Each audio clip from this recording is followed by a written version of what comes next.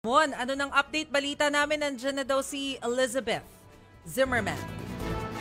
Yes, Maricel, may information na nga na nandito na rin para samahan ng kanyang anak na si Vice President Sara Duterte, si Elizabeth Zimmerman. Pero sa makikita sa aking likuran, talagang patuloy pa rin ang pagdating ng mga taga-suporta ni dating Pangulong Rodrigo Duterte dito sa labas yan ng ICC Detention Center sa The Hague, Netherlands.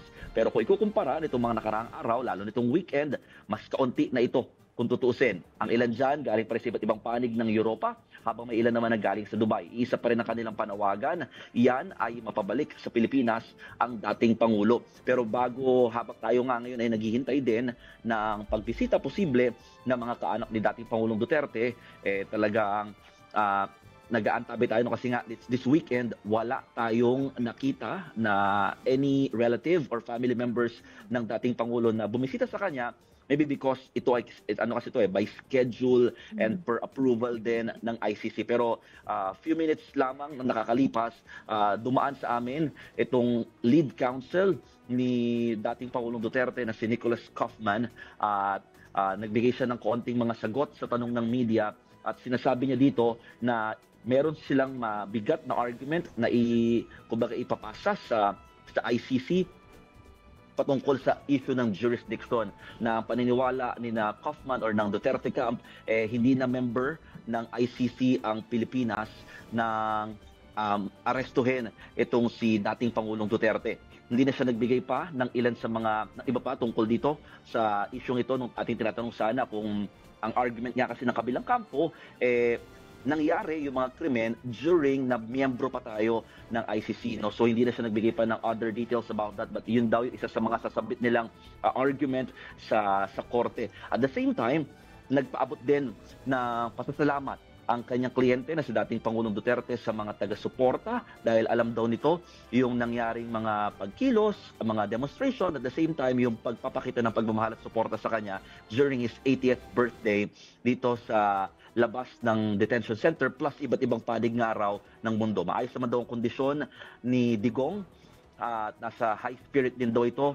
Although siyempre talagang nais pa rin niyang maproseso na itong kaso at may balik nga rin siya sa Pilipinas. Isa rin sa hiling lamang ng kampo ni na Kaufman at the same time ng family members ni dating Pangulong Duterte, talagang iiwasan muna daw nila na mapag-usapan yung judicial process, no? Kumbaga sa atin parang sub judice dito sa issue or sa kaso nga na kinakaharap para nga daw hindi makaapekto sa nangyayaring paglilitis.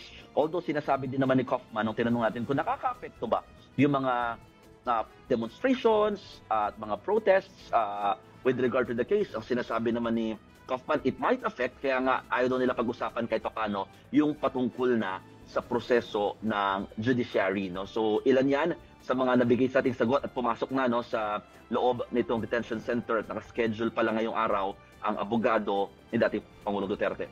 Pero Marisol Chiki.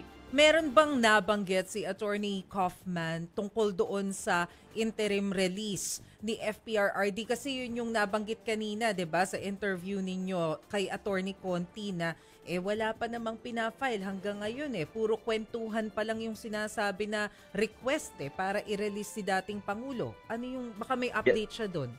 Yes, Marisol, actually, ako mismo nagtanong niya sa kanya nga kasi nga nakalimutan ko lang sabihin, no. Ang sabi niya, they are still thinking about it. Ibig sabihin, hindi pa sila nakakapag-file ng motion for the interim release ng dating Pangulo. Pero nung tinanong natin kung kailan nila balak, hindi daw nila sasabihin. No? So they are already doing something about it.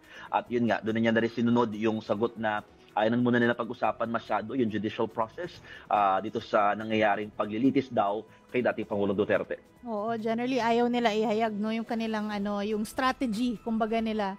So Tama.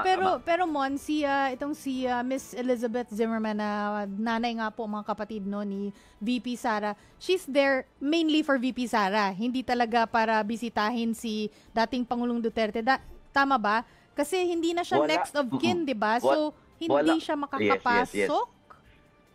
O technically kasi yun nga, meron nga kasi din mga listahan lamang ng mga approved family members dito sa loob no, ng detention center, although wala tayong confirmation yet kung naisama ba itong pangalan ni Elizabeth Zimmerman, at wala rin pa tayong confirmation kung siya nga ay mismong papasok sa loob. Pero one thing is for sure, she is here for her daughter, si Vice President Sara, para nga suportahan din habang kinakaharap nga itong kaso ng kanyang ama na si dating Pangulong Duterte. So, ngayon inaantabayaran din natin dahil may posibilidad na silang mag-ina or si VP Sara ay dumalaw dito, or yung mag-ina rin ni dating Pangulong Duterte na si Hanilet at saka si Kitty. Meron ba kayong nabalitaan, Mon, kung paano sinelebrate ni FPRRD Yes. yung kanyang birthday nung Friday dyan sa loob ng ICC detention? May pa-cake Ako, ba? Pwede sayang ba nga, yun? hindi na nagbigay ng info si Attorney Kaufman kaninong hinahabol sana namin kung paano ba nila sinelebrate, pero alam daw ni dating Pangulong Duterte yung mainit na suporta sa kanya at pagmamahal ng mga nandito sa labas ng detention center, plus yung mga nasa iba't ibang panig nga doon ng mundo, at nagpapasalamat siya sa lahat ng mga nag-effort na pumunta, lalo na yung mga gumastos pa mula sa iba't ibang panig ng Europa makarating lamang daw dito sa the Netherlands.